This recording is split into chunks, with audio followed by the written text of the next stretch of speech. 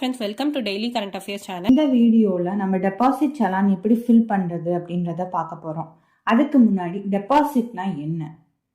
நம்ம கையில் காசு வச்சுருக்கோம், அந்த காசை கொண்டு போய் நம்ம அக்கௌண்ட்டில் போட போகிறோம், இல்லை இன்னொருத்தவங்க அக்கௌண்ட்டில் போட போகிறோம் அப்படின்னா அதுதாங்க டெபாசிட்.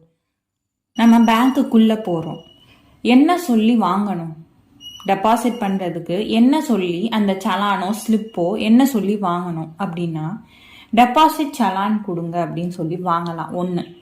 இன்னொன்று பேயின் ஸ்லிப்னாலும் டெபாசிட் சலான் தான். அது நிறையா பேருக்கு இங்கே கன்ஃபியூஷன் இருக்குது. பேயின் ஸ்லிப் அப்படின்னு சொல்லியும் வாங்கலாம். அதை சில பேர் என்ன சொல்லுவாங்க அப்படின்னா கிரெடிட் சலான் கொடுங்க அப்படின்னு சொல்லுவாங்க. பட் அது கரெக்டான டேர்ம் கிடையாது. சில பேர் அந்த வேர்டும் யூஸ் பண்ணுவாங்க.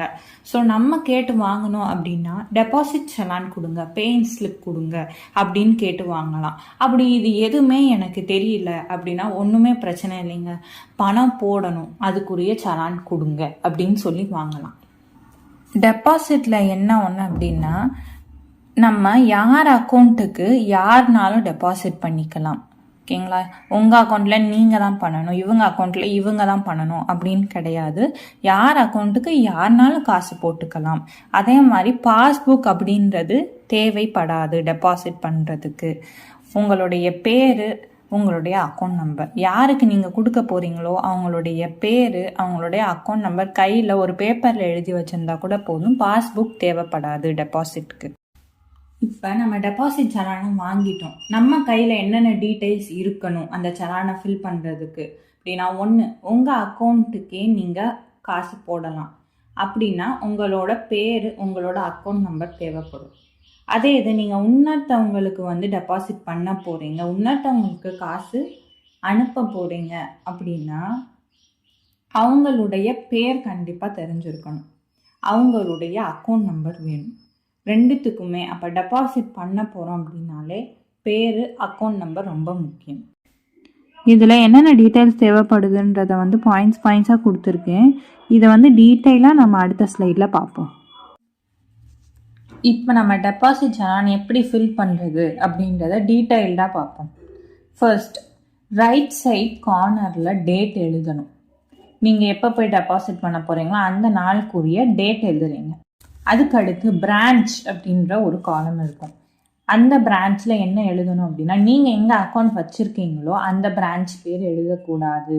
நீங்கள் எந்த பிரான்ச்சில் நின்று இப்போ டெபாசிட் பண்ணிகிட்ருக்கீங்க அந்த பிரான்ச்சோடைய நேம் தான் அதில் இருக்கணும். தேர்டு, அக்கௌண்ட் நம்பர், யாருக்கு நீங்கள் அக்கௌண்ட் காசை செலுத்த போகிறீங்க. இப்போ உங்கள் அக்கௌண்ட்லேயே போட போகிறீங்க அப்படின்னா உங்கள் அக்கௌண்ட் நம்பர் இருக்கணும்.